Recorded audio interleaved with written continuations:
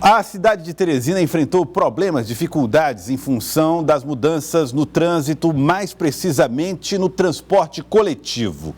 Na João 23, os ônibus estão circulando pelo lado esquerdo da via. Na região do Grande Disseu, terminal Livramento, os motoristas agora podem usar o terminal não só no final de semana, mas também agora, no meio da semana. Essas mudanças todas provocaram impactos. Vamos falar com os repórteres aqui do Jornal do Piauí. Eu tenho Gorete Santos e Indira Gomes para trazer estas e outras informações para nós. Gorete Santos, boa tarde para você. Boa tarde, Joelson, a você, a todos que nos acompanham. Nós estamos aqui no Terminal Livramento, região sudeste, agora operando todos os dias da semana. A perspectiva é que passem diariamente por aqui cerca de 14 mil passageiros. São 11 linhas de ônibus, Joelson, cerca de 50 veículos nessas 11 linhas que devem atender a população de 21 bairros aqui da região sudeste. A gente vai conversar agora com o diretor de transporte da S-Trans, Francisco Nogueira, trazendo mais detalhes. Muita gente já passando por aqui. Primeiro dia geralmente é de muito transtorno, as pessoas ainda não estão adaptadas com essas mudanças, muita gente reclamando inclusive da demora no atendimento. Como é que fica a partir de agora? Boa tarde. Boa tarde, Joelson, boa tarde, ouvintes. Na verdade, a preocupação maior é com a conscientização da população para essa mudança que está acontecendo na vida das pessoas. Acima de tudo, hoje nós iniciamos definitivamente a operação do Terminal Livramento. E muitas pessoas que utilizavam as linhas que não passavam no Livramento, ia direto ao centro, aquelas linhas radiais que a gente chama bairro, centro, elas deixaram de existir a partir de hoje. As linhas são chamadas alimentadoras e a partir daí essas linhas vão vir do bairro para esse terminal do Livramento e a partir daqui o usuário adentra a plataforma do troncal e vai para o centro. E aí é preciso que o usuário ele conheça os horários dos seus ônibus, o momento que ele deve chegar, deve sair, para não criar um transtorno. Tem que ser observado é que muita gente, ao descer do troncal, acha ou acharia que deveria ter um ônibus esperando para levar para casa. Ele tem que entender que esses ônibus eles atendem à própria dinâmica do sistema. O ônibus está vindo, vai demorar 10, 5, 15 minutos, de forma que é necessário que a população entenda isso. E aqui existe, não só nas estações, como também no terminal, a equipe de apoio da S-Trans, o Posso Ajudar, e está tirando dúvida, esclarecendo, e a gente pede também que, havendo dúvida por parte do usuário, que ele se manifeste para que a gente possa cada vez mais melhorar o transporte. Saindo do bairro, o horário desses ônibus, ele muda a partir de agora ou ele continua com o mesmo horário de ônibus? Olha, os mesmos horários, na verdade a linha que faz Todos os Santos para o centro, ela vai vir para cá e daqui você vai pegar o troncal. Então serão obedecidos as mesmas regras, apenas mudando de nomenclatura. E antes era uma linha Todos os Santos, agora ela tem uma denominação chamada vamos dizer assim, 534 a 538, porque o 5 representa o Terminal Livramento e o A representa a alimentadora. Portanto, é preciso que as pessoas comecem a entender essa dinâmica da nova linguagem que está se utilizando nos terminais. Para isso a gente conta com servidores aqui no terminal também, para trazer essas informações para a população? O servidor, nós temos aqui gente esclarecendo isso, fazendo as devidas correções e, ao mesmo tempo, tirando dúvida, não só esclarecendo, mas também recebendo a crítica, porque nós entendemos que no início de um processo desse, mexer com pessoas, mudança de comportamento não é da noite para o dia. Então é um trabalho que vai se estender pela semana, pela quinzena, e a gente entende que ao longo desses dias, toda a sugestão, toda a recomendação é necessária para que a gente possa otimizar e melhorar a qualidade desse transporte.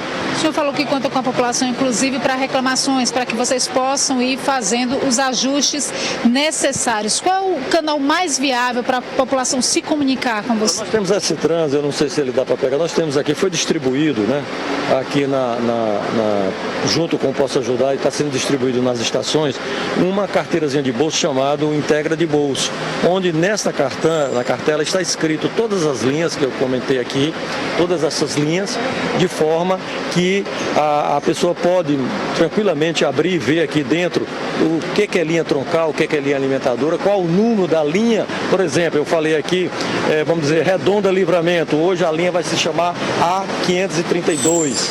Redonda, vamos dizer aqui, no caso, Jardim Europa, A537. Essa informação é necessária para que as pessoas comecem a entender melhor o funcionamento.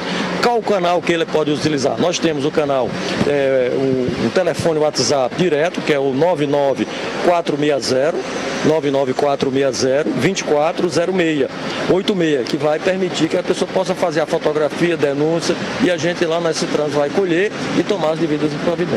E aí aqui nos terminais também tem esses servidores que vão passando essas orientações? Nos terminais nós temos o servidor do Posso Ajudar, além dos fiscais que estão vestidos com uma farda azul, que esse é o fiscal do transporte coletivo, que está não só verificando a ordem de serviço, o cumprimento da ordem de serviço, o horário, o tempo de percurso, a quantidade de ônibus, a superlotação do ônibus. Esse fiscal tem esse papel de acompanhar e ao mesmo tempo intervir junto ao supervisor da empresa para acelerar isso. Mas ele também pode prestar as informações e anotar as reclamações que porventura o usuário assim o tenha a reclamar. Muito obrigada então, diretor de transportes da S-Trans, Francisco Nogueira, trazendo essas informações ao usuário do transporte coletivo aqui da região sudeste, Terminal Livramento, agora já operando, né, todos os dias da semana e reforçando. Os servidores que vocês viram aqui de azul são pessoas que estão prestando informações à população para qualquer dúvida. Esse primeiro dia é um dia de muito transtorno, muita gente ainda sem saber de fato como o sistema opera e deve permanecer assim nos próximos dias também, até que as pessoas se acostumem com essa nova dinâmica, né? A gente espera, claro, que esse tempo à espera do transporte coletivo também ele possa ser reduzido com o passar dos dias e adaptação total. Joelson. Tá certo, e é bom até, Gorete, alertar os passageiros para que procurem esses funcionários e evitem perguntas para os motoristas, para evitar que o sistema atrase ainda mais.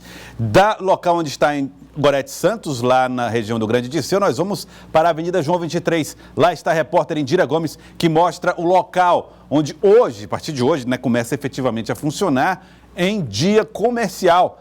Aí o Integra, na João 23, Frei Serafim. Indira Gomes, boa tarde para você. Boa tarde mais uma vez, Joelson. Boa tarde a todos. A gente está aqui na Avenida João 23. Foi um dia de adaptação para motoristas, pedestres e também usuários do sistema de transporte coletivo da cidade. Aqui onde a gente está é na Estação Catedral, que funcionou normalmente hoje pela manhã, o primeiro dia útil de funcionamento do sistema integrado aqui, com o corredor da Avenida João 23. E uma curiosidade é que o nome Estação Catedral é por causa de um prédio que está sendo construído bem aqui ao lado, que vai ser sede de uma igreja, de um movimento religioso. Os ônibus já estão passando normalmente pela faixa central aqui da Avenida João 23, claro, os ônibus que vão continuar a passar por aqui, porque muitos ônibus tiveram que ser desviados. As linhas, por exemplo, as linhas rurais e intermunicipais e interestaduais vão ficar passando pela pista de baixo. E a gente tem também uma adaptação, não sei se dá para você ouvir aí, a sirene do semáforo para pedestres. A gente tem também, o pessoal precisa se adaptar com isso, né? Esse semáforo, ele é acionado manualmente pelo pedestre na esquina e as pessoas têm 15 segundos, na verdade 16 segundos, para fazer essa travessia. Enquanto a gente estava por aqui, a gente ouviu, inclusive, alguns questionamentos com relação a esse tempo. Então, a partir de agora, a gente conversa com o Denilson Guerra, que é gerente de planejamento da S-Trans, e vai nos explicar. Vamos começar, então, pelo tempo do semáforo, Denilson. Por que foi definido esse tempo de 16 segundos? Boa tarde. Boa tarde a todos que nos assistem. Bem, esse tempo de travessia, ele é para ser feito em 2 estágios. Como nesse momento o atrativo que tem ao canteiro central nesse ponto específico é a estação, você tem o tempo de travessia das 5 faixas que fica à direita até alcançar o canteiro central. Se desejar continuar, você aciona novamente o semafórico e você completa a sua travessia para o lado oposto. Então o tempo é suficiente? O tempo é suficiente para você fazer a travessia até a área da estação com segurança. Nosso segundo questionamento é com relação aos ônibus intermunicipais, rurais, interestaduais, que ficam circulando então pelas marginais, que são as pistas laterais aqui mais baixas, a João 23. Onde são os pontos de parada? Bem, são veículos que não fazem parte do sistema de transporte público do município de Teresina, mas atendem nossa população. Então nós fizemos uma adaptação. Anteriormente eles paravam nas mesmas paradas que os coletivos do nosso município utilizavam. Então a partir deste momento de implantação, que iniciou-se no último dia 24, eles passaram a circular na parte inferior com 2 posicionamentos. Quando você vem do centro da cidade na direção do Balão de São Cristóvão, nas proximidades do DENIT você tem a primeira parada, nas proximidades do Carvalho Alternativo a segunda e nas proximidades do Balão de São Cristóvão, entre a Toca do Bode e a NCAR Veículos, você tem o terceiro ponto de parada. Quem vem no sentido oposto, ou seja, está vindo de fora do município na direção do centro da nossa cidade, nós temos abrigos a partir da região da Homero Castelo Branco, nós temos um abrigo. Do lado oposto ao DENIT, o segundo, e aqui no prédio da Defensoria Pública, que fica próximo à Catedral, nós teremos o terceiro ponto de desembarque para a população. Como é que está o funcionamento dos ônibus que continuam passando pela Avenida Frei Serafim? Que ônibus são esses que circulam na faixa central, na faixa próxima ao canteiro? Que ônibus são esses? Bem, você tem o seguinte... O corredor está sendo operado hoje por toda a frota da Zona Sudeste, ou seja, a linha troncal Livramento e a linha troncal Livramentos Ladeira do Uruguai, ela circula dentro do corredor. A partir de então, nós passamos a operar com as linhas que vêm do Zoobotânico, ou seja, as linhas que seguem Presidente Kennedy até o Balão de São Cristóvão e de lá permanece na João 23 até o centro da cidade. Essas são as linhas 501, 502, 503, 518 e 521. São linhas que atendem a Newton Ferraz, Satélite, Vila Bandeirante e as demais localidades que vêm pela Presidente Kennedy. Elas circulam dentro do corredor junto com as linhas troncais da Sudeste. Ainda temos, além dessas 5 que nós citamos, mais 3 linhas, que são as linhas 512, 513 e 522. Vale do Gavião, Planalto e Vila Bandeirante, que vem pela região ali do prédio do INSS do alto da João 23, na altura da Expedicionários. Essas linhas, junto com o Socopo Morros, que é 523, elas operam na marginal da via. Por quê? Porque a quantidade de veículos que circulam nas linhas radiais é bem superior ao quantitativo de linhas troncais que irão se formar futuramente quando você encaixa toda essa operação face ao movimento do próprio passageiro, que parte desse passageiro se desloca até as imediações do terminal e a outra parte se desloca para o centro, tá certo? Então, isso é uma alocação temporária, levando em consideração também as linhas que saem aqui na Nossa Senhora de Fátima, que faz atendimento ao Jockey Club, Dom Severino e a própria Universidade Federal, que elas nesse primeiro momento se tornarão futuramente a linha troncal Zoobotânico, que vai sair nesse ponto, e a partir de então é que elas passarão a circular também dentro do corredor. Bom, nós estamos tendo que ter uma adaptação também dos motoristas, né? Já que aumentou a quantidade de sinais e aumentou consequentemente a quantidade de paradas. Isso não diminuiu a velocidade média dos carros na via? A gente pode observar que com a implantação do Corredor Sul, Barão e Miguel Rosa, você teve o seguinte: vários semáforos foram implantados em virtude da necessidade de proteção à vida dos pedestres. E surgiu o mesmo questionamento: esses semáforos vão criar um transtorno, vai dificultar a circulação de quem usa carro?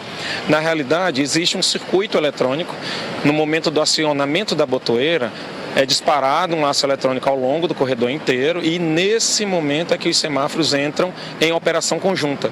Ou seja, não significa dizer que se eu aperto o botão de uma botoeira nessa estação que nós estamos na Catedral e uma outra pessoa aperta o botão de outra botoeira, ele criaria uma confusão. Na realidade, ele entra em sincronia e ele vai fechar conforme o primeiro pressionamento. Então, não existe na realidade uma dificuldade. Sim, uma onda verde, como a gente chama dentro da parte de engenharia de tráfego, justamente para otimizar a passagem dos carros quando os pedestres não estiverem atravessando a via. Tá certo, muito obrigada então, Denilson Guerra. Um dia de muito trabalho aí para avaliar todo o funcionamento desse sistema que vem sendo implantado, mas no geral está tudo transcorrendo dentro do previsto. É só questão de adaptação de todos os usuários de transporte coletivo, também dos pedestres e dos motoristas. Joelson.